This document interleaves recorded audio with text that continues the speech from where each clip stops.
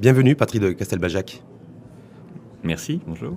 Merci à vous d'avoir accepté notre invitation au débat. Je rappelle que vous êtes membre du COMEX d'Airbus. Alors, ma première question, Patrick de Castelbajac, c'est votre sentiment, regard, appréciation de la conjoncture économique mondiale.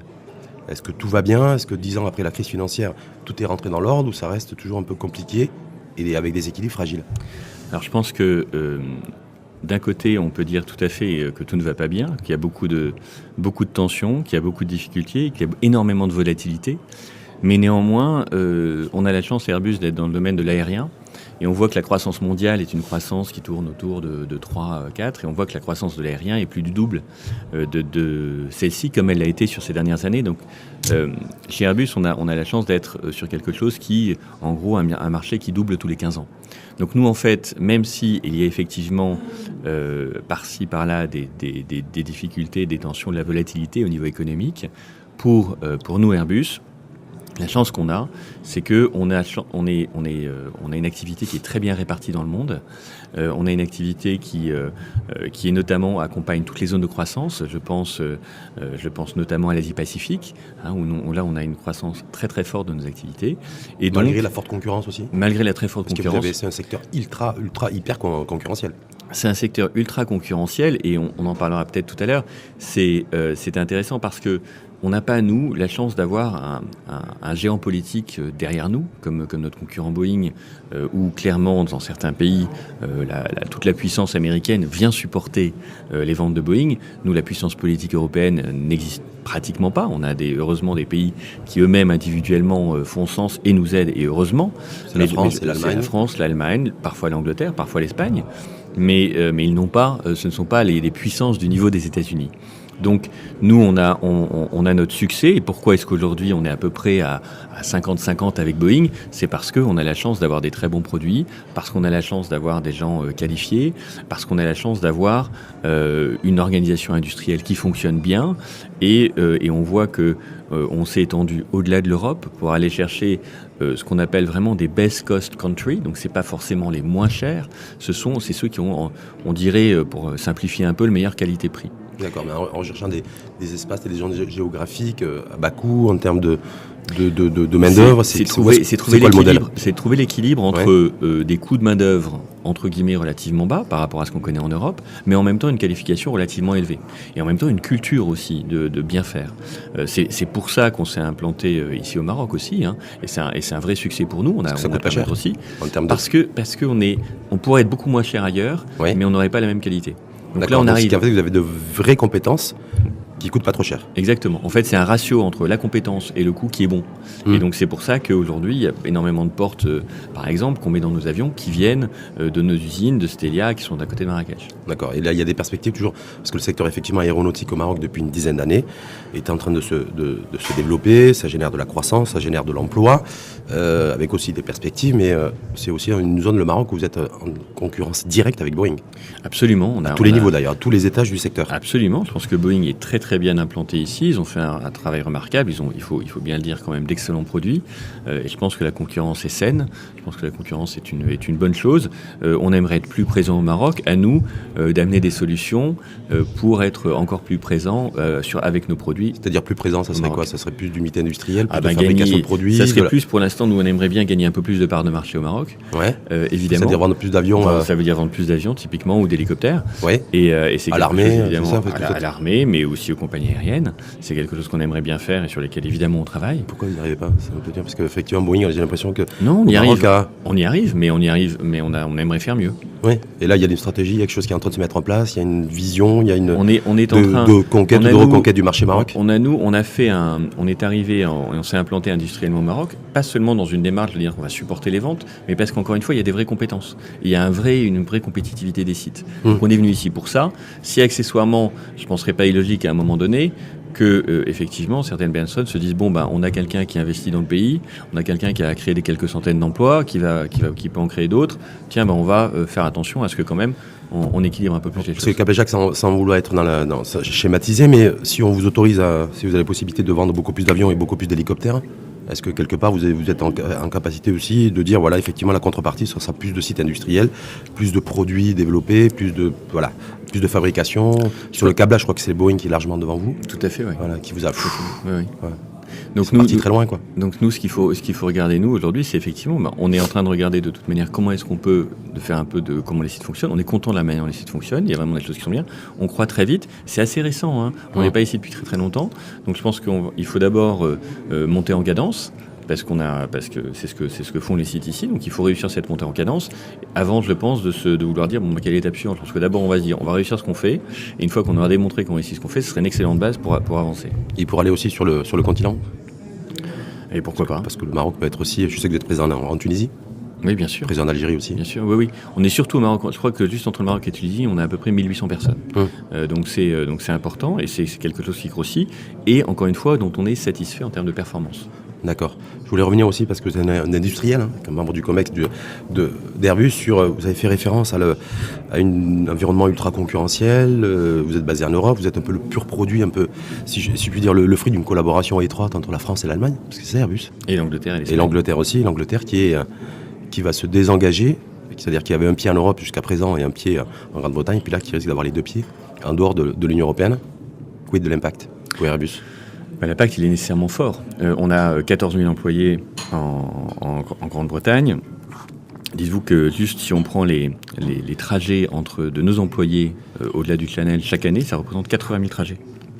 Il y a 700 sites entre l'Europe et l'Angleterre qui interagissent. Ça fait 6 000 liens directs. C'est absolument colossal. On a vraiment une industrie qui est très très intégrée. Et le risque pour nous, il est relativement simple, c'est de se dire, comme on a une industrie très intégrée où au niveau logistique, on manipule énormément de parts. Un avion, c'est 1 million de parts, et les gros avions, c'est même 2 millions. Donc, quand vous avez 2 millions de parts, le part, c'est quoi ? Une part, pardon, c'est un élément, c'est des morceaux d'avion, quoi. D'accord. Vous prenez un Lego pour faire un avion, d'assemblage, il faut 2 millions de Lego. Donc c'est énorme. Et donc, si on veut faire ça, il est évidemment nécessaire que tout cela soit fluide. Et depuis 40 ans, en Europe, les choses circulent librement, il n'y a pas... une vraie mobilité. On a le marché intérieur et ça fonctionne très bien. Mais le jour où tout d'un coup, il y en a un qui dit, maintenant, à la frontière, je m'arrête et il va falloir, je vais vouloir vérifier, ça va ralentir tout. C'est-à-dire aujourd'hui, typiquement, nous, il y a une partie de les gros et les grands larges équipements sont transportés par bateau et par avion. Mais il y a quand même beaucoup de camions. S'il ne le prend pas, et là c'est pas Airbus, mais l'ensemble des industriels qui travaillent avec l'Angleterre, il y a à peu près 6000 camions qui passent la frontière tous les jours à Calais-Doux. Si vous prenez 2 minutes pour vérifier le camion, alors ce qui est rien, 2 minutes pour vérifier un poids lourd, et ne serait-ce qu'aussi parce que même si vous autorisez les biens, on va vouloir vérifier l'identité du chauffeur, le camion, etc. Donc vous passez 2 minutes, ce qui est extrêmement court. Ça fera un embouteillage de 50 km tous les jours. Tout ça, vous l'avez calculé, tout ça c'est quantifié, c'est établi. C'est les Anglais qui l'ont calculé pour nous. Mais c'est effectivement, comment est-ce qu'on va faire avec ça ? Toutes les petites compagnies, les petites entreprises anglaises qui n'ont jamais fait de problème de douane parce qu'ils n'en avaient pas besoin. Là, tout d'un coup, ils se retrouvent avec des démarches, avec une administration, avec des formulaires à remplir, sur des données qu'ils n'ont pas forcément. D'ailleurs, ils ne savent même pas ce qu'on va leur demander. C'est ce qui se passait avant même la construction de l'Union européenne. Mais comme la plupart des petites sociétés, il y a 40 ans, elles n'étaient pas là. D'accord. Et donc maintenant, pour vous, impact négatif, Brexit, c'est-à-dire que même si effectivement l'échéance a été repoussée encore une... négatif, je pense qu'on est très inquiet sur la manière dont ça se passe. On pense qu'aujourd'hui, on n'est pas prêt. On essaye de devenir prêt, nous, en tant que société. On se prépare au pire. Ça nous coûte énormément d'argent. On construit des stocks, on met en place des systèmes avec des gens, des forces. On a des task force extrêmement importantes qui travaillent. On a 2300 fournisseurs en Angleterre avec lesquels on est très engagés pour préparer, anticiper ça. Le problème aujourd'hui, c'est que personne ne sait exactement ce qui va se passer le lendemain du 29 mars. D'accord, mais il y a des échéances, il y a des échanges politiques aussi, pour essayer de trouver une porte de sortie en douceur. Évidemment, on essaye de ce que les politiques comprennent l'ampleur et la gravité du problème qui est réel, parce que si demain il y a trop de freins à la frontière, il va falloir qu'on révise un peu qu'est-ce qu'on fait avec l'Angleterre. Qu'est-ce qu'on fait avec l'Angleterre en termes d'investissement, qu'est-ce qu'on fait avec l'Angleterre en termes de supply chain, de fournisseurs. Est-ce qu'on peut continuer comme avant, alors qu'on va se retrouver pénalisé ? Juste parce qu'il y a des frontières administratives qui vont être mises en place et routières, c'est ça en fait. Ça peut être ça, mais ça va aller plus loin. Il y a aussi tout ce qui est des projets. Aujourd'hui, on a énormément de projets de recherche européen. Comment les Anglais s'inscrivent ou pas dans ces projets-là, sur l'espace, continuer à payer, cofinancer, c'est ça en fait. Donc nous, les sites anglais sont aujourd'hui actuellement en fait les plus performants en Europe. C'est les plus compétitifs en Europe. Ouais. On a des gens chez nous, des ingénieurs qui développent des ailes. On pense, les meilleurs du monde. En tout cas, c'est les meilleurs chez Airbus. Donc on a vraiment des compétences fantastiques. Ouais. On a une efficacité économique réelle, mais on a aussi une vraie inquiétude. Et on espère, nous, qu'on va pouvoir continuer à travailler avec l'Angleterre. Mais aujourd'hui, on a envie et besoin de savoir dans quel cadre. Donc c'est un sujet de préoccupation majeure au sein du top management d'Airbus. Absolument. Et en se disant, voilà, il y a un lobby qui est fait aussi auprès des politiques français, députés français, européens. Bruxelles, tout le monde. Bruxelles. On essaie de les aider à se mettre d'accord. Et valeurs aujourd'hui, on en est où? Est-ce que vous êtes un peu confiant ou vous êtes toujours très inquiet? Non, je suis très inquiet. C'est vrai, très inquiet? Ça peut pour vous être une catastrophe pour Airbus? Ce ne serait pas une catastrophe pour Airbus parce que justement on prend des mesures en amont. Mais aujourd'hui, on dépense des centaines de millions pour créer des stocks, pour justement amortir. C'est-à-dire si les choses ne se passent pas bien et pendant quelques semaines... Vous avez la possibilité d'approvisionner, voilà, qu'il en soit. Et si pendant quelques semaines, les usines ne peuvent pas tourner ou ne peuvent pas être alimentées de par l'Angleterre, mais il faudra qu'on ait les choses avant. Parce qu'Airbus en Angleterre, ça représente quoi? Combien de sites industriels et combien d'emplois? C'est 14 000 emplois directs, plus vous multipliez facilement par 4 ou 5 pour les emplois indirects. C'est un flux où en fait on a 5 milliards qui sont achetés de l'Europe vers l'Angleterre, et nous après ce qui nous revient est une valeur de 10 milliards. Donc c'est quand même relativement... Tout ça en euros, hein? Tout ça, en fait, les 5 et 10 milliards, c'est en pounds. D'accord. C'est encore plus. Ouais. Et donc c'est des valeurs extrêmement importantes. Et donc nous, effectivement, on essaye de gérer ça au mieux aujourd'hui. Mais j'ose imaginer qu'au niveau du top management d'Airbus, il y a quoi qu'il en soit un plan B. Parce que si ça tourne au vinaigre et ça tourne mal... Mais on se prépare, on ne peut pas avoir complètement... Au-delà du stock et de l'approvisionnement, est-ce qu'il n'y a pas possibilité de rapatrier aussi des sites industriels, de les redéployer en France, de les redéployer en Allemagne? Comme ça fera plaisir à Emmanuel Macron d'ailleurs. Le rapatriement comme ça d'emplois. En France, vous avez vu le dernier chiffre d'ailleurs, au niveau de l'Hexagone, le chômage est reparti à la hausse. J'ai vu, et là j'avais un de vos collègues qui m'a dit, mais avec le Brexit, est-ce que vous ne devriez pas ramener l'activité au Maroc? Vous voyez, donc aujourd'hui, nous travaillons sur l'hypothèse que quand même on va arriver à une solution. D'accord ? Et on se prépare quand même au cas où il n'y a pas de solution.